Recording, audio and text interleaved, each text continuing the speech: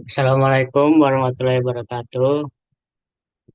Selamat sore Mas Vero dan teman-teman angkatan 2022 yang sudah menyempatkan waktunya untuk menghadiri Zoom tutor PTPA pada sore kali ini. Karena di sini waktu sudah menunjukkan 16 atau jam 4 sore lebih 8 menit. Jadi kita mulai dulu acara tutor PTPA sambil menunggu teman-teman yang lain join Zoom-nya. Oke, di sini eh, tutor PTPA kali ini diisi oleh Mas Vero dari L38. Jadi untuk Mas Vero, apakah sudah siap, ya, Mas? Oke, halo, selamat sore. Suaraku kedengaran nggak ya? Terdengar, Mas. Oke, iya selamat sore. Udah siap kok. Oke, bisa langsung dimulai aja, Mas. Oke, terima kasih ya, Zaki sudah opening. Halo semua, selamat sore. Di sini aku dari angkatan 2020 akan membawakan tutor PTPA hari ini. Nah, untuk pembahasan kali ini kita akan membahas soal tahun lalu. Nah, sebenarnya kalau soal tahun lalu sama soal 2 tahun lalu itu nggak jauh berbeda ya teman-teman. Yang berbeda itu hanya di open dan close booknya aja. Kalau di 2 tahun lalu tahunku itu dia close book. Nah terus kalau yang tahun lalu dia open book. Nah tapi kalau pas aku lihat bandingkan soalnya itu nggak begitu jauh berbeda sebenarnya. Jadi mungkin kita membahas soal yang tahun lalu aja. Nanti kalau ada tambahan bisa aku tambahin setelah kita selesai membahas soalnya gitu ya. Oke, ini untuk share screen-nya udah terlihat belum ya? Ya, sudah terlihat, Mas. Oke, terima kasih. Nah, sekarang kita mulai ya. Nah, untuk soal yang tahun lalu, itu kita membahas, eh, sebenarnya sama-sama ya, sama 2 tahun lalu juga kita membahas lindi. Cuma kalau yang tahun lalu mungkin karena open book, jadi yang ditanyakan itu sedikit lebih detail dari yang 2 tahun lalu. Nah, yang pertama, di sini kita ditanyakan perbedaan karakteristik air lindi yang berasal dari landfill baru dan landfill lama. Baru jelaskan apakah yang menyebabkan terjadinya perbedaan karakteristik dari kedua jenis landfill tersebut. Nah, kalau misalnya soal 2 tahun lalu, itu mirip bentukannya. Ini kalau aku kasih lihat sebentar ya di bagian sini. Dia justru bertanyanya itu apa saja perbedaan karakteristik lindi usia muda, sedang, dan tua. Itu. Kalau yang tadi kan dia bertanya, ya udah perbedaannya antara yang lama sama yang muda gitu kan. Nah, kalau gitu kita bisa pakai analogi yang sama atau pembahasan yang sama seperti itu. Nah, yang pertama kita kembali lagi ya, kita flashback materi dekomposisi sampah di TPA. Ini sebenarnya lebih mirip ke materi dekomposisi secara anaerobik gitu ya, dan dekomposisi sampah yang organik, mostly organik. Sebenarnya ada 5 tahap dekomposisi ini. Satunya yang pertama hidrolisis, asido, aseto, metano. Sebenarnya ada satu lagi tahap pematangan, cuma aku nggak masukin. Karena sebenarnya yang paling mempengaruhi di sini, apalagi dalam karakteristik lindi gitu ya, itu hanya empat. Itu biasanya empat ini yang paling sering dibahas. Jadi apa aja tuh perbedaannya tahap-tahap dekomposisi ini dan apa sih pengaruhnya sama air lindi yang akan dihasilkan? Nah, kalau teman-teman pasti sudah pada tahu semua ya, kalau lindi itu adalah air yang membawa zat-zat pencemar di sampah itu sendiri. Jadi kalau misalnya ada sampah gitu, misalnya tumpukan sampah seperti ini, ada tumpukan sampah, biasanya kalau ada air hujan gitu turun, nah nanti dia akan masuk ke dalam tanah kan, tanah penutupnya, lalu masuk ke sampahnya, mengalami perkolasi atau membawa zat-zat sampahnya itu di airnya itu, dan airnya menjadi dengan kata lain tercemar, jadi tercemar oleh zat-zat sampahnya. Nah, tapi airnya itu pun juga yang akan membawa lindinya akan terpengaruhi oleh umur TPA, di mana umur TPA itu juga terpengaruh dari dekomposisinya gitu. Nah, di sini kita bahas yang pertama ada tahap pertama yaitu hidrolisis. seperti namanya hidro dan lisis, berarti menggunakan air untuk memecah komponen-komponen yang ada di dalamnya. Dalam hal ini, memecah organik kompleks dengan air gitu menjadi monomer yang lebih sederhana. Apa yang terbentuk? Yang mostly yang terbentuk adalah asam volatil, alkohol, CO2, dan H2. Ini kalau ada yang salah, nanti tolong kasih tahu ya. Nah, sesuai namanya, asam volatil berarti dia akan menaikkan keasaman. Kalau asamnya naik, maka pH-nya akan turun, gitu ya. Jadi di tahap ini, pH akan cenderung menuju ke asam karena asam volatil terbentuk. Asam volatil itu asam yang ibaratnya belum stabil ya, sesuai dengan namanya juga asam volatil gitu. Nah, terus kemudian berikutnya kita membahas tahap kedua. Masuk ke tahap kedua yaitu tahap asidogenesis. Tahap asidogenesis sesuai dengan namanya yaitu akan membentuk asam. Dari mana?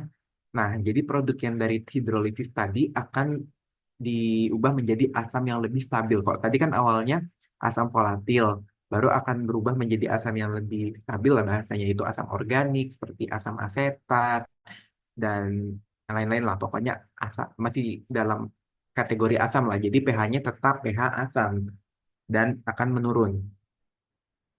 Nah, kemudian tahapan berikutnya, tahapan ketiga adalah asetogenesis. Nah, yang dari tadi kayak asam asetat itu diubah menjadi asetat. Asamnya kayak hilang gitu ya.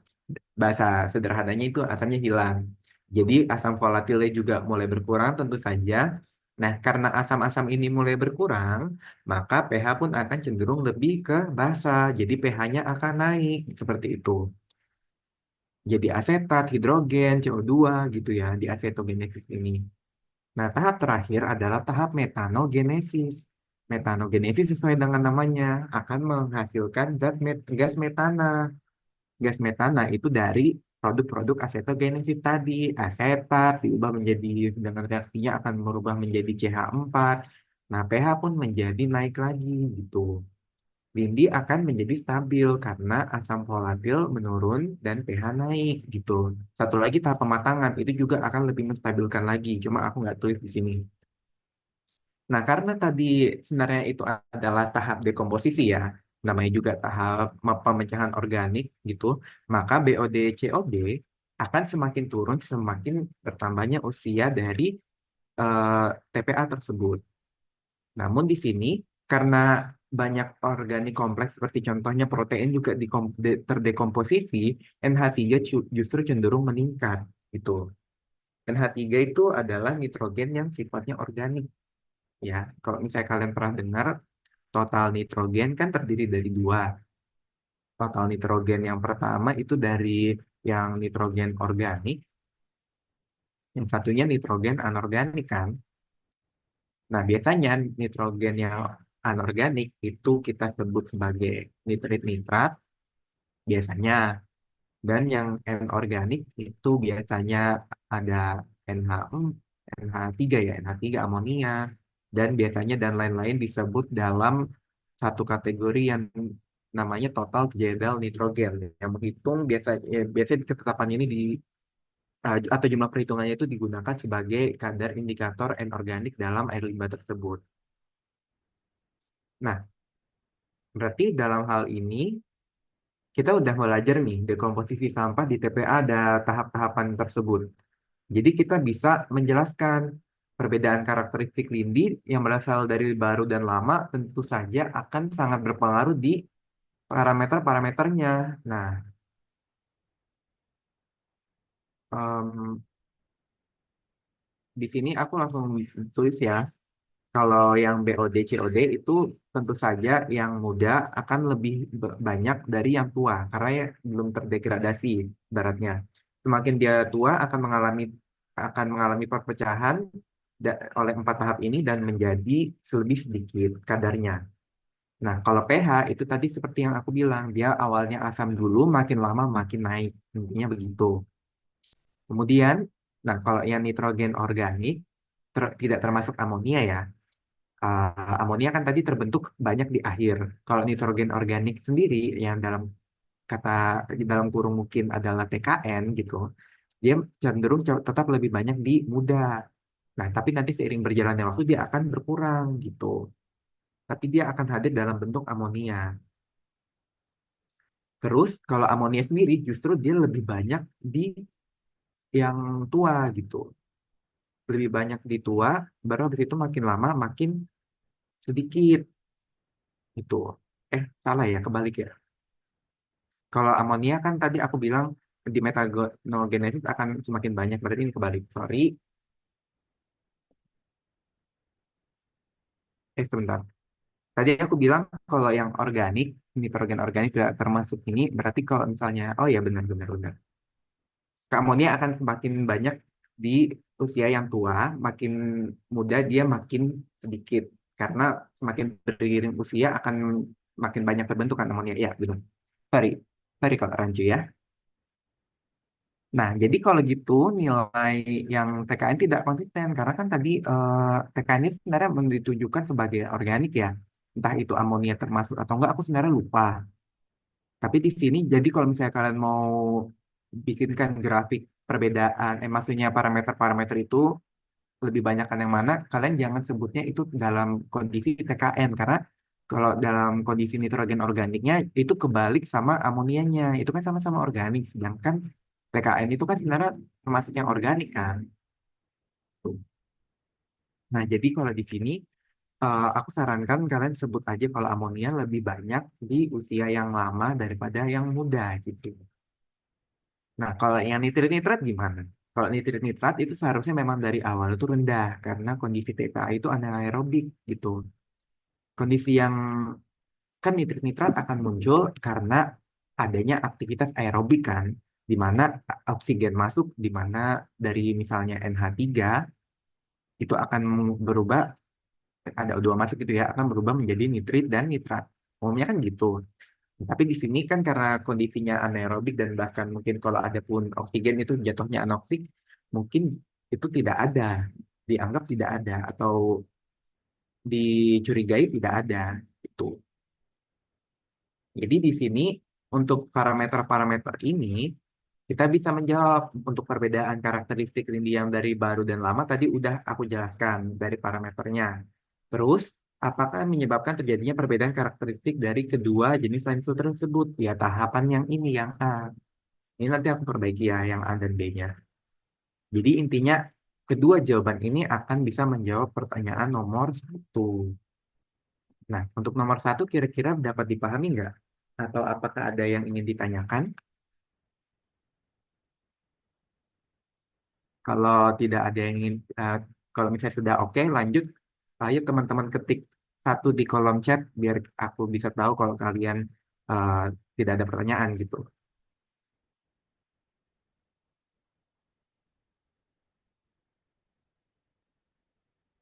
Nggak ada yang ngechat, ya udahlah berarti. Oke, Rika, terima kasih Rika konfirmasinya. Oke, satu. Mas, itu parameter yang terakhir kesimpulannya apa ya?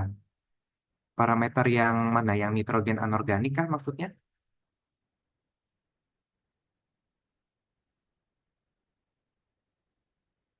Oke, kalau yang Oke, benar. Berarti kalau nitrogen anorganik kesimpulannya berarti memang dari awal harusnya rendah gitu.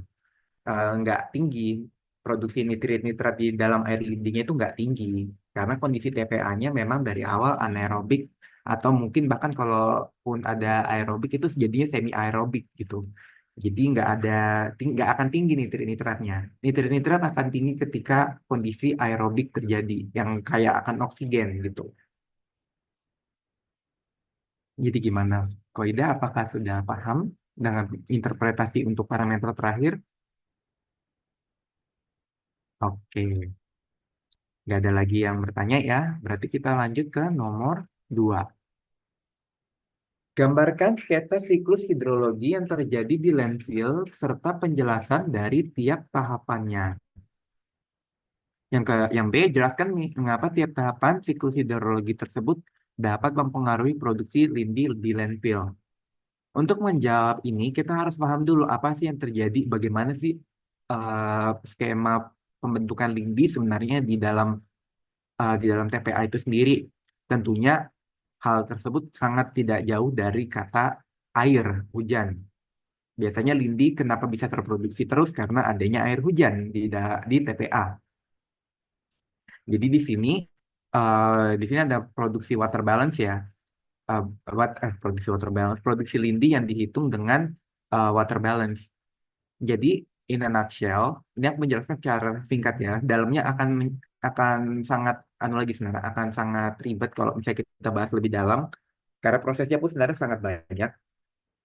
Tapi di sini secara umum kita mulai dari hujan dulu. Hujan akan datang, masuk, kan ini adalah ini ya permukaannya si ini ya, permukaannya si TPA itu sendiri, permukaannya timbunan lebih tepatnya. Hujan akan datang dan akan tiba di permukaan di timbunannya. Kemudian akan ada dua hal yang umumnya akan terjadi.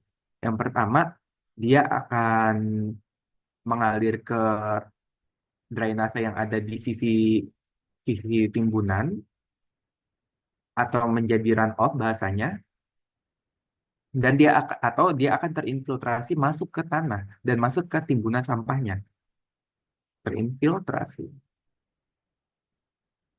Nah, terus yang terjadi pun di dalam infiltrasi ini ada banyak lagi gitu. Yang pertama, dia bisa disimpan di field capacity dari si tanah ataupun si sampahnya itu sendiri. Atau yang bisa kita hitung kalau di tubes sekalian itu namanya delta ST. Jadi ada kayak, kalau misalnya kita tahu tanah ataupun sampah itu kan sebenarnya berpori ya. Dia memiliki kemampuan untuk menahan air, tapi airnya dia menahan aja, tapi dia nggak teruskan lagi sampai ke bawah gitu. Kayak ibaratnya spons, kalau kalian mau tuangin air tuh, airnya kan nggak langsung merembes sampai ke bawah ya, dia tertahan di pori-porinya gitu. Nah, terus ada juga yang menguap, entah menguapnya evaporasi ataupun melalui tumbuhan jadi transpirasi atau yang biasa kita sebut dengan actual evapotranspiration. Dan yang ketiga, akan ada yang mengalami perkolasi. Perkolasi itu airnya bergerak di sampah itu tadi, bergerak di pori-pori sampah dan hingga lolos sampai ke bawah, sampai ke sistem yang ada di bawah sini, biasanya sistem yang mirip kayak under drain buat di PB PAM itu. Dan itulah air yang kita sebut dengan air lindi, air yang membawa zat-zat pencemar dari sampah, seperti itu. Nah, jadi kalau kita gambarkan dengan kita kaitkan dengan siklus hidrologi gitu ya, semoga ini nggak salah ya gambarku ya nanti. Jadi kalau aku mulai gambarnya di sini dengan ada timbunan TPA gitu ya, baru ada hujan. Nah hujan ini akan turun pertama ke permukaan timbunan sampahnya. Kemudian dari hujan ini disebut presipitasi ya biasanya. Kemudian akan mengalami runoff dan infiltrasi bahasa lainnya. Ini akan masuk ke drainase. Kita gambarkan di sini drainase itu. Lalu yang infiltrasi kita masukkan ke dalam dan akan bisa menjadi ada dua kemungkinan ya. Infiltrasi kan hanya masuk ke permukaan tanah. Sedangkan kenyataannya itu ada dua kemungkinan. Yang pertama dia akan tertahan di field capacity. Secara term aku juga bingung, aku lupa sebenarnya termnya apa. Aku lebih suka sebutnya tertahan di tanah gitu aja, di pori-pori tanah atau di ya kan punya field capacity-nya gitu ya, tanah sama sampah itu. Yang pertama adalah perkolasi, mengalami perkolasi zat-zat zat-zat sampahnya airnya akan bergerak di sampah dan membawa zat-zat sampah itu sendiri dan ini akan menjadi lindi. Kemudian yang ini akan tertahan karena field capacity atau tertahan di tanah atau tertahan di sampah gitu ya. Dan ini udah nggak bisa diapa-apain yang ini. Dia akan lepas kalau misalnya ada air lagi yang masuk menggantikan posisinya. Dan pokoknya hal-hal yang seperti itu yang kita sebenarnya nggak duga-duga. Kadang ada aja gebrakannya gitu. Terus habis itu yang terakhir, yang dari infiltrasi ini bisa juga jadi evapotranspirasi.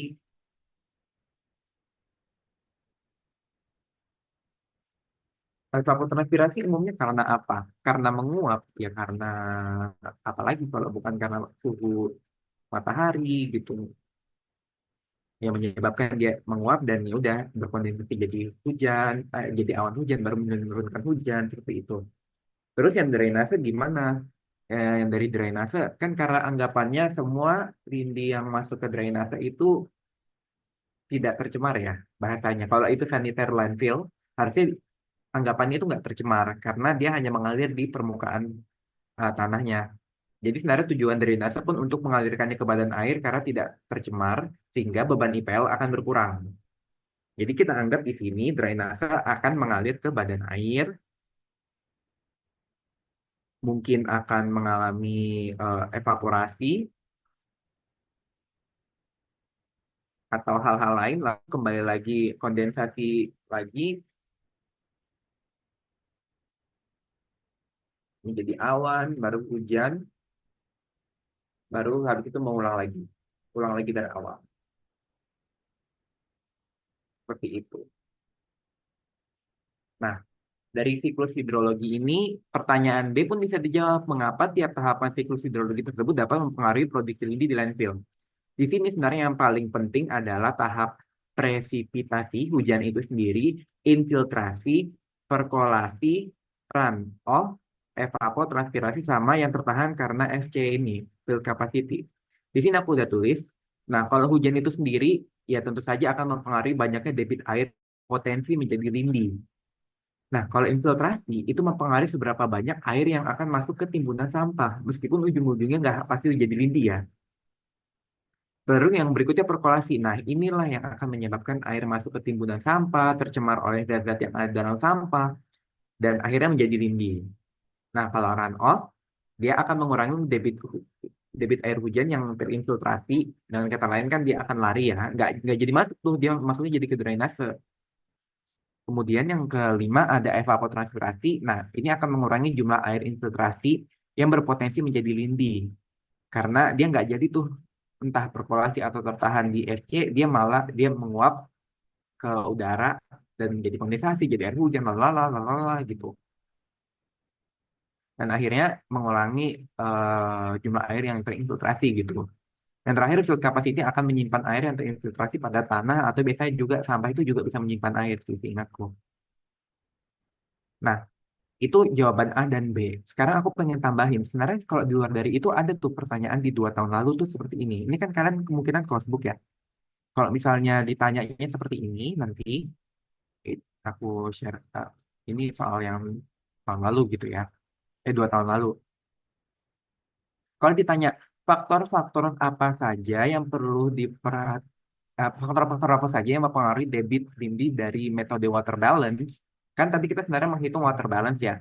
Air yang datang dari hujan akan dihitung dan sehingga siap berapa yang akan jadi lindi, berapa yang akan tertahan di tanah, berapa yang tertranspirasi, itu semua kita hitung dan harus sama jumlahnya. Apa jumlah Berapa jumlah debit hujan yang jatuh di situ itu juga harus kita tahu kemana aja hasilnya. Berapa yang turn off itu ya harus kita tahu semua. Terus faktor yang mempengaruhi perhitungan ini tuh apa?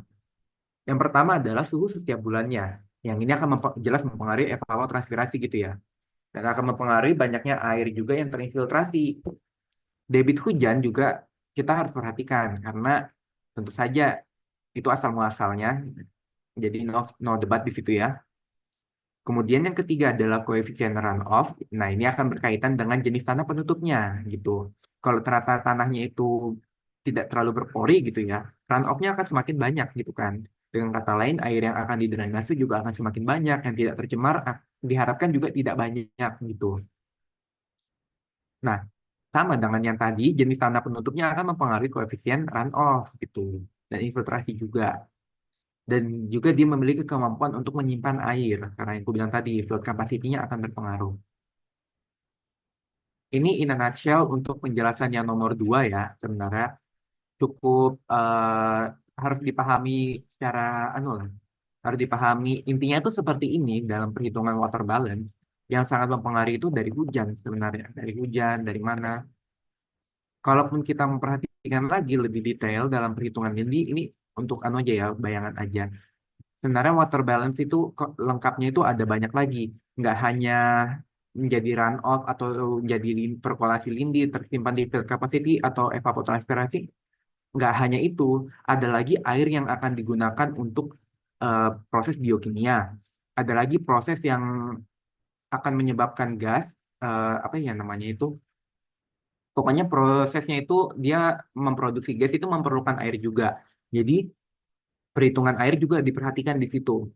Nah, itu kalau lengkapnya itu jadi kayak gitu. Dan semua harus balance. Itu ada di complete water balance ini. Cuma sih, aku duga sih ini nggak keluar ya. Karena sebenarnya ini sangat detail banget kalau yang ini.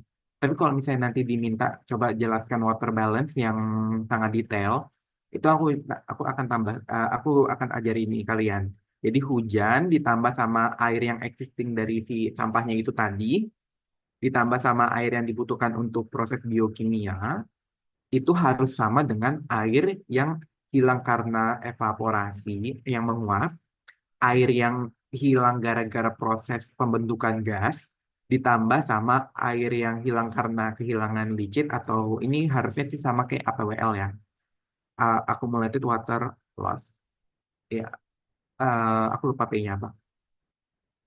Ini lindi yang hilang lah, itu kita harus tahu lindi yang hilang juga berapa, baru ditambah sama runoff dari airnya itu tadi, sama yang tertahan di sampah atau di tanah gitu harus sama. Ada tambahan beberapa.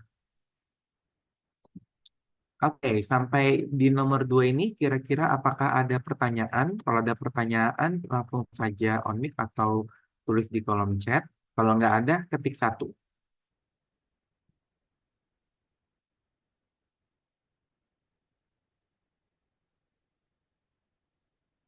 Oke, satu dari Koida. Oke, oke aman ya untuk nomor 2 ya.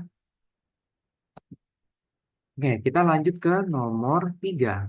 Nah, di sini ada parameter lindi gitu ya. Dikasih tahu parameter lindi di suatu TPA. Sama ada baku mutunya. Baru yang pertanyaan pertama, buatlah diagram alir unit proses pengolahan lindi. Intinya kalian disuruh milih unit prosesnya yang cocok itu apa, bikinkan diagram alirnya. Hingga yang dihasilkan dikiranya efluennya itu akan cocok dengan baku mutu gitu. Yang kedua, alasannya kenapa berdasarkan pertimbangan aspek teknis dan non-teknis. Yang ketiga, kalau misalnya ternyata masih belum memenuhi baku mutu, apa yang akan kalian lakukan? Nah, di sini aku harus menjelaskan dulu faktor untuk pemilihan teknologi IPL itu sendiri. Ada dua aspek ya. Yang pertama aspek teknis, yang kedua aspek non teknis. Yang teknis itu ya udah jelas kayak kemudahan operasinya gimana, maintenance-nya gimana. Baru itu hal-hal yang seperti kualitas lindinya seburuk apa, sebanyak apa, sama energinya seberapa banyak. Kalau non teknis dia lebih ke ketersediaan biayanya, ketersediaan lahannya, sama tenaga ahli yang bisa itu gimana, seberapa banyak. Seperti itu untuk aspek non teknis sama teknis. Nah, terus sesuai Permen PU itu sebenarnya cukup mudah ya untuk kita karena mereka menyediakan lampiran yang sekiranya kita bisa jadikan alternatif untuk memilih teknologi yang sesuai itu yang mana sih? Ini good rule of thumb-nya bisa pilih yang ini. Tapi kalau kalian memiliki teknologi lain yang entah mungkin kalian sudah pikirkan dari PBPAL, mungkin ya kan sudah ambil pada ambil PBPAL ya. Kalian bisa bikin sendiri gimana. Cuma di sini terbagi menjadi 5 alternatif, di mana ini sebenarnya terbagi lagi menjadi tiga kategori utama. Kalau yang satu dan dua ini ibaratnya buat lindi yang baik-baik saja, yang sederhana gitu. Yang kedua, yang tiga dan empat ini biasanya lindi yang sedang, dan yang lima ini buat lindi yang buruk banget, buruk atau skalanya itu kecamatan gitu, skala besar. Jadi kayak ada tingkatannya gitu. Nah, bedanya apa? Alternatif satu dan dua biasanya lindinya nggak terlalu buruk dan tidak perlu tenaga ahli dan relatif murah. Bisa dilihat ini hanya kolam-kolaman, ada kolam AFM. Nanti kita bahas AFM sedikit gitu ya di akhir aja atau habis inilah kita bahas AFM sedikit. Intinya ada anaerobik, fakultatif, dan maturasi. Itu lengkap ada proses anaerobik, anoksik, dan aerobik. Kalau nggak salah lengkap di situ. Jadi eh, kolam-kolam yang sederhana, tapi diharapkan bisa mengolah lindinya dengan proses biologis mostly. Tambah biofilter. Nah, terus yang kedua masih sama, tapi dia pakai constructed wetland. Nah, di sini perbedaannya sebenarnya kalau dilihat-lihat hanya perbedaan di areanya ya. Eh, di sini OM-nya akan lebih susah karena ini biofilter. Ibaratnya ya biofilter itu yang kayak gini loh, ntar aku tunjukin aja deh. Ini nanti aku kasih juga PPT-nya. Ini dari tutor 2 tahun lalu juga. Nah, biofilter itu kan seperti ini, media berbahan butir, ya, pokoknya kayak filtrasi lah untuk mensimulasikan fungsi constructed wetland. Sementara constructed wetland itu benar-benar bentukannya itu lebih ke lapangan yang isinya tanaman-tanaman, di mana di situ bisa terjadi filtrasi dari akar-akar tanamannya, sama juga ada proses fitoremediasi di situ. Nah, kalau gitu perbedaannya ini dua ini, di antara dua ini tentu saja terletak di OM sama areanya. Karena constructed wetland akan membutuhkan area yang lebih besar, tapi OM yang lebih kecil. Kalau biofilter, dia akan membutuhkan OM yang lebih susah, lebih sulit lah ibaratnya, tapi areanya lebih kecil. Sebenarnya perbedaan utamanya sih itu kalau aku lihat ya. Tapi sedangkan kalau kita lihat di alternatif 3 dan 4, itu ada sedikit perbedaan yang sangat jelas ya. Di sini ada ABR, anaerobic baffled reactor, dan aerated lagoon. Nah, di sini udah jelas prosesnya anaerobik dan aerobik itu. Sementara di alternatif 4 itu koaflok tambah sedimentasi itu selalu bersama, lalu ditambah dengan kolam anaerobik atau ABR. Atau biasanya juga bisa AFM sih, kolam AFM. Jadi sebenarnya eh, untuk pemilihan hal-hal kayak gini tuh bisa kalian pilih-pilih sendiri ya. Tergantung sama kondisi lapangannya juga. Terus di sini bedanya apa gitu? Kalau yang ini jelas ini biologis sekali ya. Anaerobik sama aerated lagoon. Ini kan kayak kolam yang dipanjangin lalu ada diputar-putar gitu kan. Diaerasikan, sorry. Nah, kalau yang ini proses kimiawi dengan menggunakan koagulan yang akan dikoagulasi flokkulasikan, plasmik flow mix, sampai sedimentasi. Terus yang ini ada kolam-kolaman lagi. Intinya ya buat pemantapan lah. Jadi di sini proses biologis, yang di sini proses biologis, yang sini proses kimia. Sekarang kita lihat ke alternatif 5. Alternatif 5 itu sama, ada koaflok lagi, tapi berikutnya ditambahkanlah aerated lagoon, tambah sedimentasi 2. Ini udah jelas ya, ini udah proses kimiawi yang kayak di PB PAM itu, koagulasi, flokulasi, tambah sedimentasi, tambah lagi aerated lagoon, ini proses biologis, ditambah sedimentasi 2, secondary clarifier biasanya untuk flokulen-flokulen dari proses biologis. Ini berarti udah jelas, ini buat skala yang buruk banget lah intinya. TPA kota besar, kualitasnya lebih buruk, perlu OM dan mahal, areanya juga besar. Nah, biasanya itu buat skala yang kota besar gitu. Nah, untuk menjelaskan hal-hal tersebut, ini kalian bisa lihat kalau misalnya ternyata tingginya BOD dan COD, kalian bisa memakai biologis treatment. Begitu juga dengan total anorganic N, organic N, itu kan semuanya biologis ya. Tapi buat heavy metals kayak logam berat itu masih kurang, kurang cukup gitu. Biasanya 5 ini yang paling kita sering lihat. AOX sama salt itu enggak. Kemudian untuk chemical chemical oxidation ya tentu saja buat COD yang paling bagus ya. Terus untuk presipitasi atau flockulasi itu cocok buat yang partikel-partikel berat kayak misalnya heavy metals sama COD. Tapi buat BOD itu masih kurang gitu. Jadi biasanya memang dicampur-campur juga sih dengan eh, metode lain untuk mencapai effluent yang diharapkan sesuai dengan baku mutu. Nah untuk reverse osmosis sama nanofiltrasi ini udah anu ya udah berat banget ya. Nah, kita nggak usah bahas lah ya nanti kalian pusing. Tapi ini bisa kalau kalian mau masukin, mau asumsikan kalau ternyata kondisinya uangnya cukup, OM-nya cukup, area cukup, udah, yaudah, mau pakai reverse osmosis, monggo. Semuanya bisa ya, gitu. Nanofiltrasi juga sama. Nah, sekarang kita lihat di sini. Dari semua parameter ini semuanya jelas tidak memenuhi baku mutu. Oleh karena itu, kita harus lihat dulu pengolahannya itu cocokkan apa? Biologika, kimia kah gitu. Atau dengan kata lain kita sebenarnya berfokus sama 3 dan 4 ini. Kita pilih yang mana antara dua ini gitu. Mendingan 3 atau 4 ya. Atau gimana gitu. Nah sekarang kita lihat BOD per COD rasio. Di sini kalau kita bandingkan rasionya itu adalah 2000 per 3500. Kalau dihitung itu pasti lebih tinggi dari 0,5. Artinya kadar BOD-nya itu lebih banyak, bukan kadar BOD sih. Dari COD yang terhitung kan COD kan termasuk BOD juga ya. Dari COD tersebut lebih banyak yang bisa didegradasikan secara biologis karena BOD-nya lebih tinggi, BOD-nya juga sama-sama tinggi. Oleh karena itu pengolahan biologis lebih cocok buat lindi ini. Itu. Dari 3 dan 4 kita bisa memilih yang nomor 3 gitu.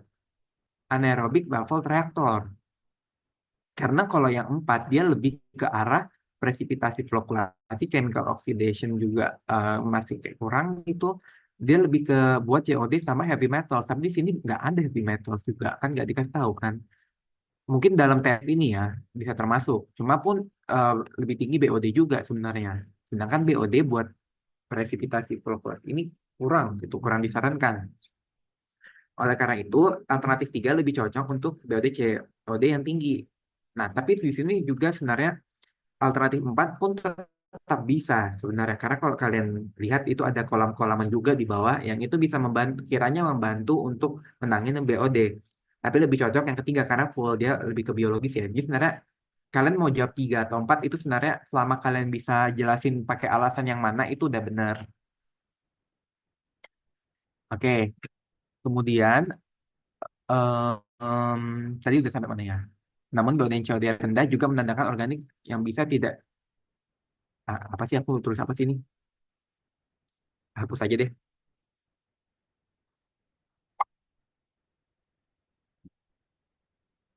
Jika BOD COD rasio yang ini nanti aku tulis lagi lah biar kalian paham. Intinya aku mau tulis di sini kalau misalnya BOD COD-nya lebih rendah, boleh pakai fisik kimia, tapi harus ada salah. Kalau BOD COD-nya tinggi, kalau mau tetap pakai fisik kimia itu boleh. Artinya kan BOD tinggi. Tapi kalau bisa ada unit preaerasi atau unit lain sebelum unit biologis gitu. Supaya nggak shock loading aja. Salah deh. Udah nanti aja lah yang note ini aku lupa mau tulis apa nantilah ya. Kalau misalnya kasus yang tahun lalu tuh begini, yang 2 tahun lalu tuh kayak gini. Nah, di sini kasusnya BOD COD-nya lebih tinggi VCOD, BOD-nya tuh rendah sebenarnya. Jadi kalau misalnya dihitung itu hanya 0,27 rasionya di bawah 0,5. Terus di sini tinggi TSE, tinggi COD. Nah, di sini barulah dipilih yang alternatif nomor 4 gitu. Nah, di sini baru aku note-nya aku tulis BOD COD rasio yang tinggi menandakan BOD yang terkandung lebih bisa jadi lebih banyak. Tapi kalau rendah menandakan bahwa organik yang tidak bisa didegradasi secara biologis itu lebih banyak dan terhitung sebagai COD. Lebih cocok pakai pengolahan fisik kimia. Nah, kalau memaksa tetap pakai yang biologis, kalau bisa ada tambahan unit lain seperti preaerasi atau unit kayak ditambahkan zat-zat gitu di depan hal-hal lainnya lah gitu yang bisa menurunkan kadar COD-nya itu supaya nggak shock loading ketika masuk ke unit biologis. Nah, itu note yang tadi mau aku masukin. Ini aku copy aja lah. Ini soal 2 tahun lalu ya. Jadi kalau misalnya yang kembali lagi ke soal yang tadi, alternatif 4 itu perlu tenaga ahli dan biaya untuk koagulan serta OM-nya cukup tinggi ya, karena dia pakai pavlok ya. Sedangkan alternatif 3 itu memerlukan lahan yang besar karena dia memakai aerated lagoon. Ya udah kalau misalnya kita mau pilih, misalnya di sini aku menggunakan contoh alternatif 4 gitu ya. Ada sistem penyaluran lindi dan biasanya ditaruh di kolam penampung, baru ada koaflow yang ada bak bumbu koagulannya juga, flockulasi, sedimentasi, kolam ABR atau AFM atau tadi ada kolam apa sih di situ? Kolam anaerobik itu AFM ini ya, termasuk AFM. Effluent tinggal dipilih aja gitu. Kalau 3 ya ubah ini menjadi koagulasi flokkulasi sedimentasinya itu diubah menjadi ABR baru tambah aerated lagoon. Mungkin kalau tambah sedimentasi lagi boleh, misal nanti diduga lumpurnya banyak. Tapi sebenarnya kolam ABR ini juga memisahkan lumpur sih. Kalau misalnya kalian lihat di sini, kolam ABR, aku kasih contoh gambar ya, itu dia juga memisahkan lumpur gitu. Lumpur tidak keluar di effluent. Nih, jadi sebenarnya nggak perlu sedimentasi lagi. Tapi dia terletak di depan, jadi gimana? Udah, diduga nanti aerated lagoon tidak menghasilkan lumpur mungkin. Atau lumpurnya tetap terendapkan di bawah gitu. Nah, berarti kalau yang B soalnya apa? Jelaskan alasan Anda memilih unit tersebut. Udah jelaskan tadi di sini ya, tinggal dibaca. Terus yang C, apabila hasil evaluasi tidak sesuai, rekomendasinya gimana? Nah, ini kembali lagi ya, dengan kondisi di lapangan, dengan apa yang kita pikirkan itu kadang berbeda. Mau kita rencanain kayak gini juga bisa jadi TPA tersebut tetap aja bandel, ternyata lindinya jelek, entah apa, mau pengolahannya sebagus apa. Karena sejujurnya pun itu semua tergantung dari bagaimana sampahnya juga, bagaimana sampah itu ditimbun juga. Kalau open dumping pastinya akan lebih buruk kan.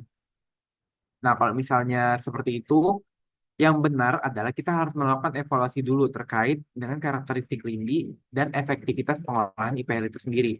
Kita lihat kalau misalnya dengan kondisi influen lindinya seperti itu di kolam penampung lindi kita analisis, baru setelah efluen dari IPL kita lihat analisis ternyata nggak berkurang, berarti bisa jadi pengolahannya nggak cocok. Kita lihat lagi karakteristiknya gimana, terus efektivitas IPL itu gimana, operasional itu gimana gitu.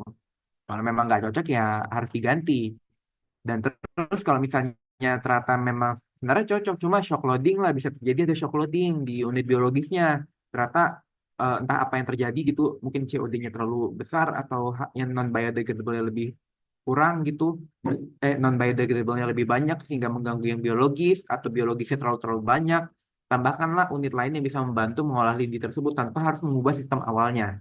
Misalnya ada preaerasi gitu untuk membantu dan lain-lain. Ini adalah dua hal yang bisa kita apa ya sugar coating untuk menjawab yang C, untuk menjawab rekomendasi karena sejujurnya pasti di TPA-TPA aku yakin intinya itu kurang baik. Sebenarnya seperti itu. Nah, itulah untuk menjawab nomor 3.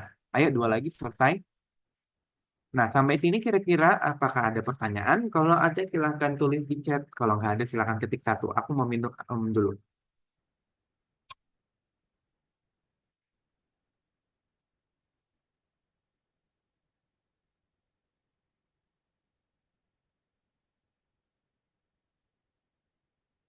Oke, ini ada pertanyaan nih dari Koida. Mas, kalau mau cek karakteristik Lindi, cocok atau enggak sama teknologinya selain pakai BOD per COD, apalagi? Oke, kalau dari soal begini doang, yang paling utama sebenarnya kita melihat BOD COD. Namun kita juga bisa melihat dari TSS gitu.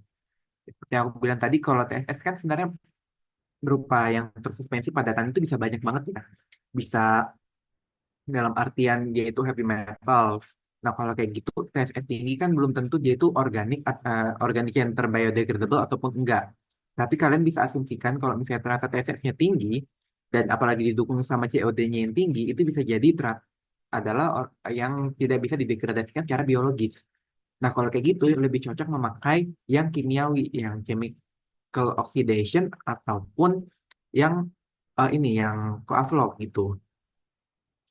Jadi sebenarnya untuk hal ini lebih cocok itu pakai BOD COD sih yang paling bisa menjawab semua hal. Ketika kalian tahu itu BOD-nya lebih tinggi dari 0,5, biasanya pakai biologis. Untuk soal ya, untuk kenyataannya sih memang ya perlu trial and maintenance gitu. Oke, Koida sudah oke, aman. Yang lainnya apakah ada pertanyaan lagi? Kalau kalau nggak ada, ketik satu.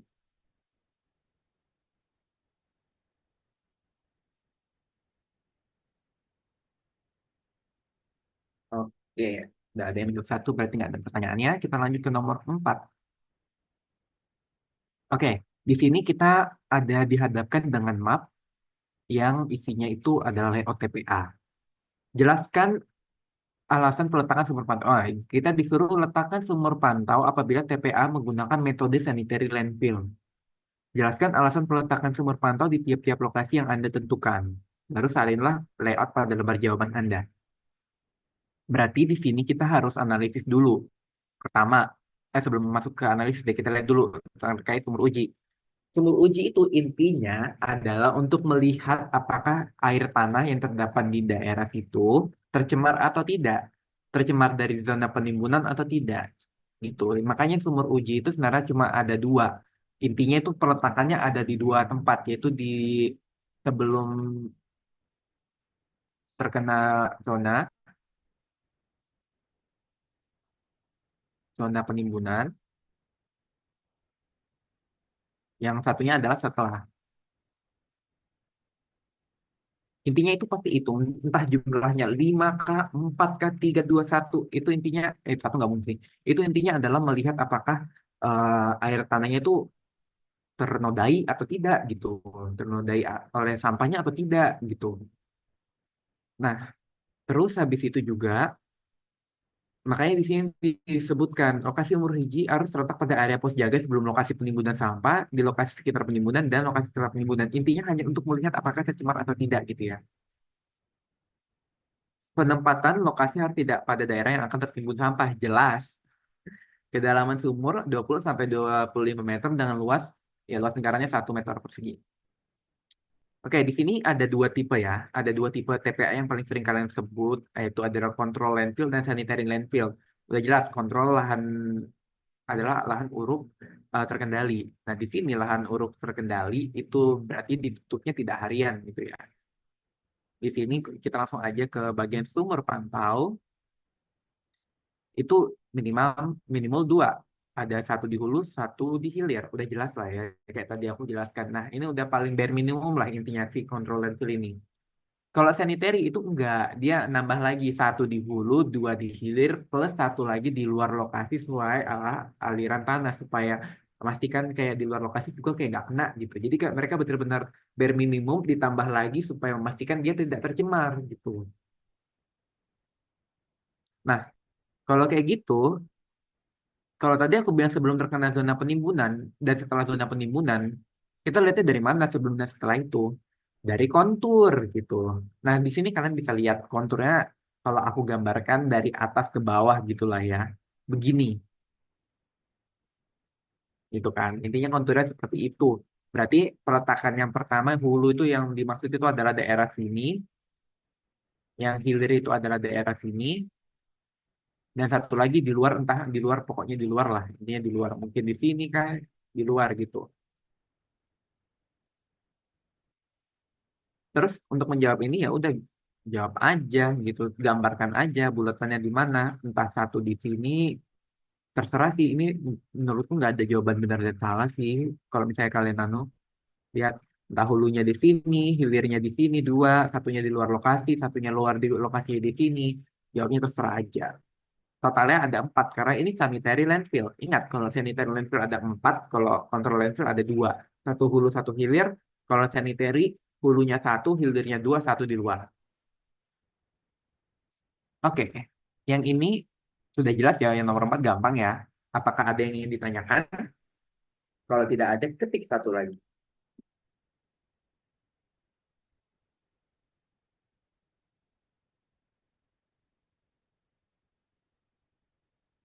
Oke, karena satu sudah oke, udah nggak ada pertanyaan lagi. Sekarang kita lanjut ke nomor 5.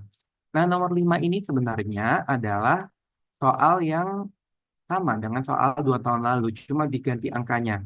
Perbedaannya adalah kalau kalian di sini soalnya merupakan soal closed book, biasanya akan diberikan lembar lain di belakang soal itu terkait perangkat penilaian indeks risiko tempat pemeriksaan akhir sampah ini atau tabel ini. Nah, kalau misalnya ternyata kalian open book, ini nggak dikasih. Itu perbedaan yang aku lihat dari soal tahun lalu dan soal 2 tahun lalu. Jadi yang ini aku ambil dari soalku yang 2 tahun lalu seperti ini. Nah, kalau kalian lihat, sebenarnya soalnya itu sama, ya. Sama-sama menilai apakah TPA tersebut, apa sih yang harus kita lakukan dengan TPA ini dengan penilaian seperti ini, gitu, dengan kondisinya seperti ini. Jadi mari aku jelaskan apa aja sih sebenarnya. ini tabel-tabel ini tuh isinya apa gitu. Kalau kalian lihat tabel ini, itu ada beberapa komponen penting di dalamnya. Yang pertama ada indeks sensitivitas, baru ada bobot, baru nilai aktualnya yang sesuai sama kriteria, dan di kriterianya pun ada 3 jenis kriteria yang berbeda-beda. Yang pertama adalah kriteria tempat pemrosesan akhirnya. Mulai dari jarak terhadap sumber air, kedalaman pengisian sampah, kayak ya lebih ke lokasi banget lah ya intinya. Sedangkan untuk karakteristik sampah di TPA itu adalah kategori nomor 2 gitu. Nah, kandungan B3 dalam sampah bagaimana, umur pengisiannya bagaimana gitu. Terus kemudian karakteristik lindi itu bagaimana dia penilaiannya.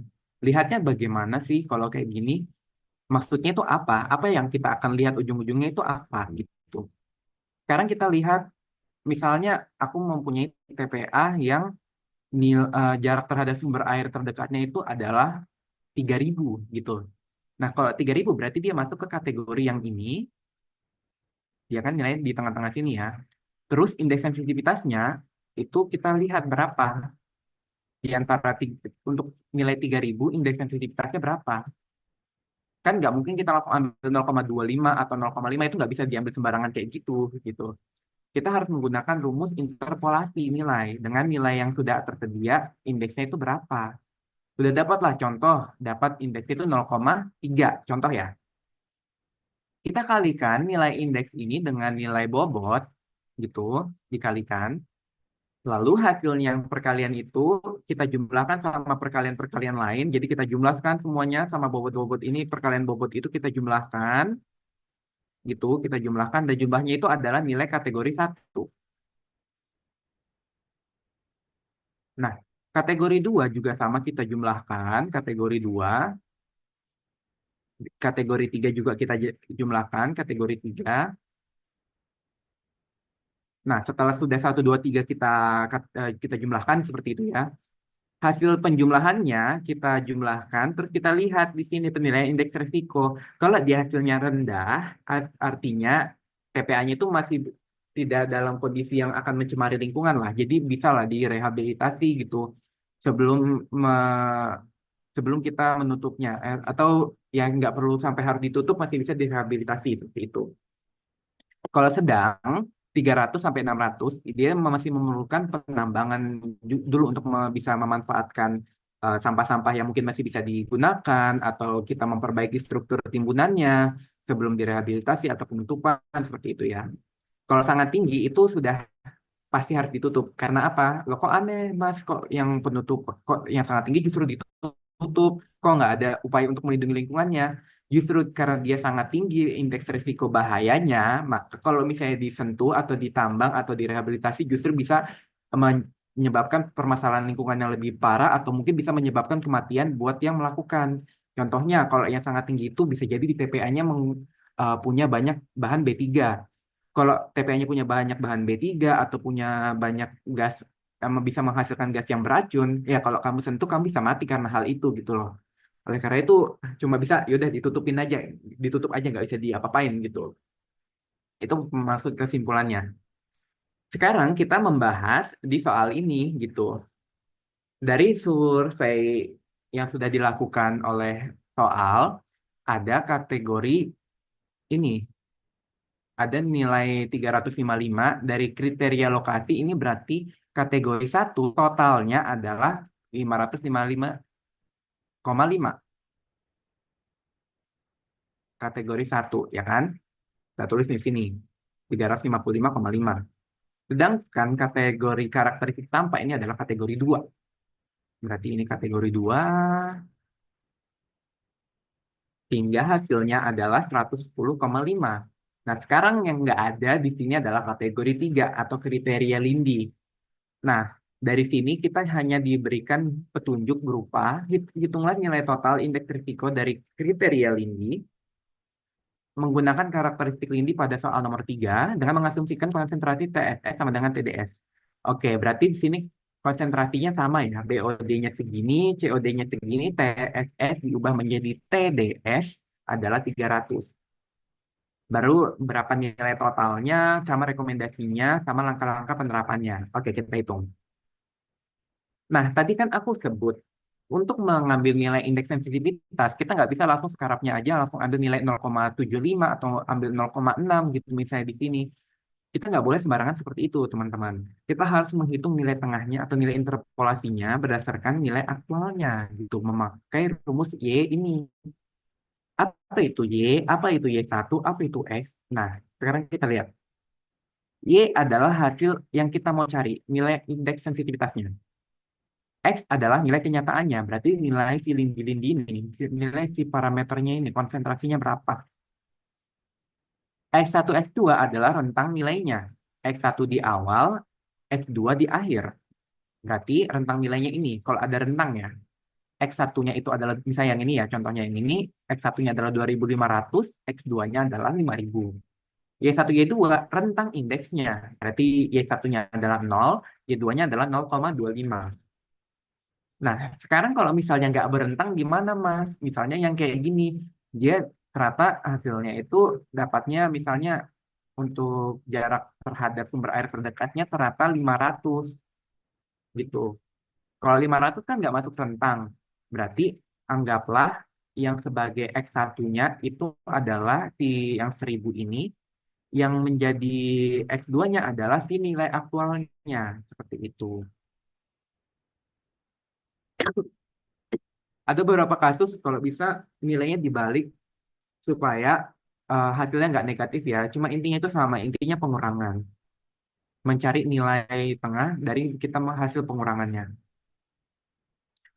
Nah, sekarang untuk memudahkan, aku udah di sini udah tandain ya. Untuk BOD-nya tadi nilainya itu di atas 100, COD di atas 500, TDS-nya juga di atas, ada 300 gitu nilainya. Nilainya 300 berarti di sini. Nah, berarti kita hitung dengan nilai interpolasi tadi. Nah, tapi kan semuanya ini nggak ada yang dalam rentangnya. Berarti seperti yang aku bilang tadi, kita bisa menggunakan X1-nya adalah sebagai nilai aktual. Seperti untuk TDS kita pakai nilai 300, kan aslinya COD-nya 300, TDS-nya tadi 300 ya. Baru habis itu BOD-nya kita juga bisa pakai nilai 2000, dan COD-nya kita bisa pakai nilai 3.500. Berarti nanti rentangnya itu kayak gini, 500 sampai 3.500 gitu. Nah, eh BOD tadi aku tulis di sini ya biar kalian nggak pusing ya. BOD-nya tadi ada 2000, COD-nya ada 3.500. Kita masukkanlah angka-angka tersebut ke rumus. Nah, setelah kita hitung rumusnya itu kan sudah masukin nih. Nilainya kalau BOD kan ada di angka paling belakang ya. Ini 0,75 untuk Y1, Y2-nya 1 gitu kan sudah kita masukin. Baru X1-nya kita masukin angka yang tertulis gitu 100. Baru X2-nya adalah 2.000. Pokoknya dihitung bla bla bla bla dapat hasilnya 1. Nah, 1 ini kita kalikanlah dengan bobot yang ada di paling sebelah kiri. Dengan yang sebelah sini tadi. Bobot ini kita kalikan. Jadi kan kalau BOD kita kalikan 36, COD kalikan 19, TEDS kita kalikan 13. Hasilnya dapatnya 110. Berarti untuk nilai karakteristik lindi, kita menilainya adalah 1 dikali 36 itu 36. 1 kali 19 itu 19. 0 kali 13 itu 0. Kita jumlahkan tiga hasil itu untuk mendapatkan nilai kategori 3 yang aku bilang tadi di sini. Dan hasilnya adalah 55. Berarti kita masukkanlah kategori 3 itu 55. Terus kalau ini dijumlahkan, total nilai indeks risikonya adalah 521. Berarti untuk penilaian ITPA ini kita menggunakan angka 521. Kita masukkan 521 itu di mana? Ternyata di kategori sedang. Gitu. Gitu caranya. Nah, terus keputusannya berarti gimana? Dibutuhkan penambangan, rehabilitasi dan penutupan. Terus langkah-langkah penerapan dari itu maksudnya gimana? Ya udah ini aku masukin ya. Ini dari ChatGPT sangat membantu juga dan aku rasa udah jawabannya cukup benar. Jadi di sini em, kalau penambangan itu berarti dia bisa mengambil kembali timbunan sampahnya digali-gali lagi, diuruk-uruk lagi gitu ya, untuk mengambil material yang bisa dipakai lagi, jadi diperbaiki struktur timbunannya, membongkar bagian yang berpotensi mencemari lingkungan gitu. Ya tujuannya udah jelas ya. Kalau rehabilitasi itu lebih ke memperbaiki kondisi lahan bekas TPA yang telah ditambang. Seperti contohnya ya kayak menambah buffer zone atau sistem drainasenya ditingkatkan atau kalau belum ada ditambahkan gitu. Menambah lapisan penutup baru atau mungkin ya hal-hal lain lah yang bisa dilakukan untuk memperbaiki kondisi existingnya. Tanpa harus kalau tadi kan penambangan udah fisik banget tuh. Kalau rehabilitasi itu kayak menambahkan sesuatu untuk meningkatkan gitu. Kalau penutupan atau closure itu ya udah jelas ditutup gitu ya, supaya paling yang ada itu hanya tersisa pemantauan-pemantauan aja untuk mencegah pencemaran jangka panjang seperti kayak misalnya memantau gasnya atau gimana gitu. Pemeliharaan rutin pasca tutup juga minimal 10 sampai 30 tahun tergantung regulasi awalnya gimana. Gitu deh. Nah, selesai juga untuk nomor 5. Di sini yang bisa aku sarankan buat kalian adalah kalian harus pahami tidak hanya untuk menghitungnya, tapi juga memahami maksud soalnya itu gimana. Bisa jadi nilai yang untuk karakteristik 3, kategori 3 itu dikasih tahu, tapi malah dikasih tahu di spill hint-hintnya untuk kategori 2. Misalnya nanti dikasih tahu kandungan B3 dalam sampahnya nilainya 15 gitu. Berarti kalian harus lakukan yang di bagian kategori 2 ini. Jadi nanti perhatikan soalnya baik-baik, terus jangan pusing kalau nilainya ada di luar ambang batas. Gunakan X1, X2 dengan nilai yang sebenarnya kalian punya. Kalau soal 2 tahun lalu itu juga sama, tapi bedanya di sini TDS-nya masih lebih bisa dimaafkan, meskipun semuanya tetap sama aja, masuk kategori sedang. Nah ini udah aku hitung juga bagian sini, ini buat soal 2 tahun lalu ya, nanti kalau mau juga aku kasih. Nah, begitulah untuk perhitungan indeks ini ya, indeks sensitivitas yang paling harus dihafal itu rumus ini dan perhitungan IRBA. Jadi kira-kira apakah ada yang ingin ditanyakan?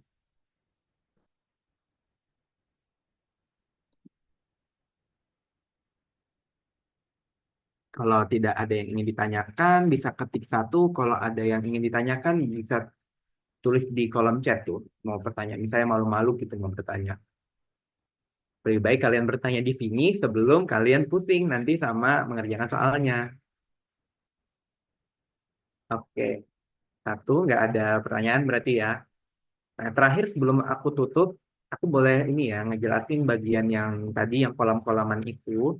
Ini aku akan kasih juga PPT yang ini, persiapan EAS. Sebentar, kok nggak ada tuh. Nah, di sini aku akan jelaskan sedikit aja mengenai alternatif IPL yang tadi aku jelaskan. Yaitu ada kolam-kolaman ya, yang paling kelihatan tadi kan ada kolam-kolaman tuh.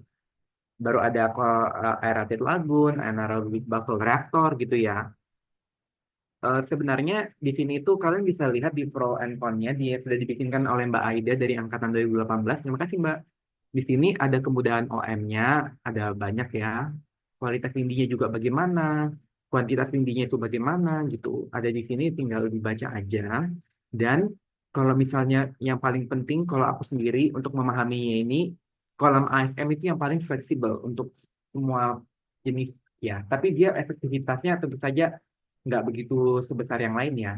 Karena ibaratnya three in one. Tapi karena three in one itu dia nggak punya kemampuan yang sebesar fasilitas lain atau unit pengolahan lain gitu. Oke, ini ada banyak sih memang dibuat. Seperti contohnya AFM ini nih. Ada anaerobik, fakultatif, maturasi. Nah, tadi sebenarnya aku ada menjelaskan terkait ini ya. Nitrogen anorganik, ya kan? Anorganik ini. Aku bisa mengambil di sini sebagai contoh gitu ya. Untuk tahap degradasinya. Nah, biasanya kan kalau NH3 atau N organik lah umumnya ya, entah itu N bebas atau N apa, N organik. Kalau kita mengoksidasinya dengan kondisi aerobik, nah ini yang tadi ditanyakan sama Koidah juga ya di pertanyaan pertama. Jadi kalau misalnya kita, ini rule of thumb aja sih untuk kita memahami lagi, kita refreshing kembali materi nitrogen-nitrogen ini ya. Kalau nitrogen itu teroksidasi, masuklah O2 kan. Sehingga nitrogen itu akan bergandengan dengan molekul oksigen. Jadinya nitrit-nitrat yang kita tahu sekarang sifatnya anorganik. Jadi dengan kata lain, pengolahan aerobik itu akan menghasilkan nitrogen anorganik yang banyak gitu. That's why dalam pengolahan biologis PBPAL atau mungkin yang paling sering kasus ditemui adalah kasus MBBR. MBR itu tangki denitrifikasi, denit itu di depan. Karena apa? Untuk memastikan kalau misalnya ternyata anorganiknya itu sudah tinggi dari awal, itu harus direduce dulu sebelum masuk ke tahap aerobik. Dan ini sebenarnya nggak cuma nggak hanya di MBBR ya, di pengolahan biologis lain juga ada. Karena apa? Karena kalau misalnya aerobiknya di depan, akan menghasilkan nitrat-nitrat ini. Sehingga jadinya nanti eh, kalau misalnya nitrit-nitratnya udah tinggi, tambah lagi denitrifikasinya di belakang, nanti takutnya malah bakterinya kaget kok malah jadi banyak banget nih si, si nitrit-nitratnya gitu. Jadi kalau mau aerobik di depan, itu kan kita, kan ini katanya Pak Adi sih. Kalau salah, tolong dikoreksi ya. Kalau denitrifikasi, kalau mau aerobik di depan, kita harus memastikan bahwa nitrit-nitrat dari awal tuh udah nggak tinggi.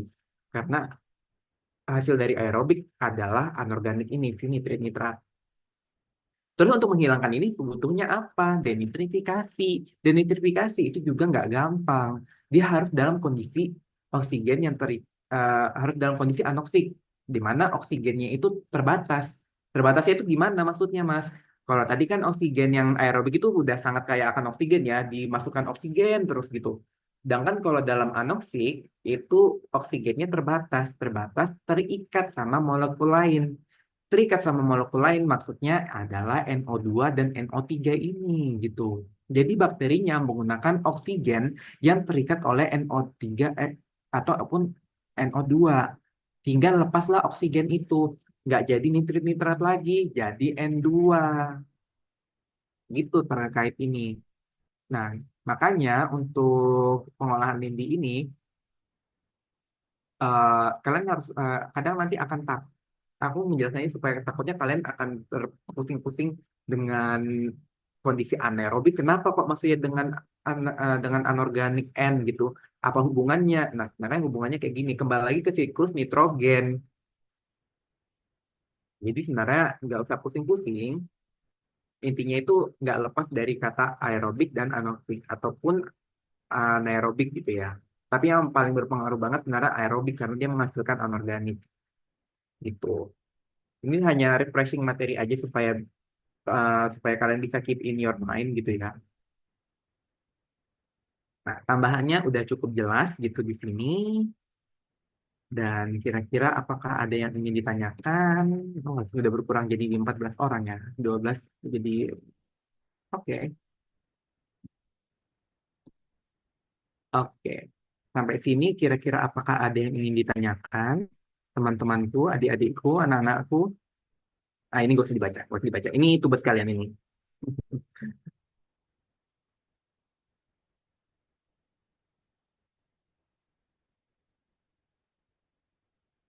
Jelas, Mas. Oke. Oke, itu tadi ya sama yang terakhir aku mau masukkan lagi buat kalian, pilihlah kerjakanlah soal yang sekiranya membutuhkan waktu banyak. Kalau aku sendiri menurutku akan lebih banyak waktu mengerjakan yang nomor ini, yang ini tadi. Karena ini butuh diagram alir, butuh analisis gimana. Sama yang ini, yang paling terakhir ini, nomor 5. Karena butuh kalau lihat soal kan nggak bisa langsung, biasanya kan kita nggak langsung langsung jenis buat ngerjain itu nggak ya. Jadi kerjakan dulu yang sekiranya butuh banyak dipikirkan. Untuk hal yang banyak harus ditulis, jangan dikerjakan duluan. Nanti kalian akan perfeksionis di situ duluan. Baru nanti soal yang susah-susah justru kelewatan gitu. Nggak cukup waktunya. Jadi seperti itu aja. Kalau nggak ada yang ditanyain, oke, aku udah bisa tutup deh. Sekian dari aku semuanya. Semangat ya dalam ujiannya. Jangan lupa makan sebelum ujian. Dan kalau ada apa-apa boleh kok langsung tanya langsung aja. Nanti aku kasih ini ke Akif sama ke Raka ya. Raka ada masih ada Raka di sini? Nggak ada. Ya udah nanti lewat Raka aja ya. Zaki, aku kasih ke Raka aja ya. Ya Mas, lewat rak aja. Oke. Oke, Sekian terima dari aku kasih. Mas Zaki. Makasih banyak Ya, ya udah ngundang aku lagi. ya. Udah 2 Terima tahun kasih padahal. banyak ya Mas Viro sudah menjelaskan materi EAS tahun lalu. Semoga EAS besok buat teman-teman angkatan 2022 bisa mengerjakan dengan baik dan dimudahkan dengan adanya tutor PTPA kali ini. Oke, untuk teman-teman yang lain bisa meninggalkan Zoom. Saya tutup. Wassalamualaikum warahmatullahi wabarakatuh. Waalaikumsalam warahmatullahi wabarakatuh. Terima kasih semuanya. Semangat. Terima kasih, Mas.